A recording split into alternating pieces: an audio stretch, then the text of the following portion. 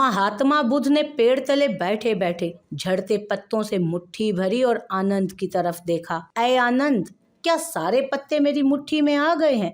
आनंद झिझका और फिर बोला, आका, ये रुत तो पतझड़ की है। जंगल में इतने पत्ते झड़ते हैं कि उनकी गिनती ही नहीं हो सकती।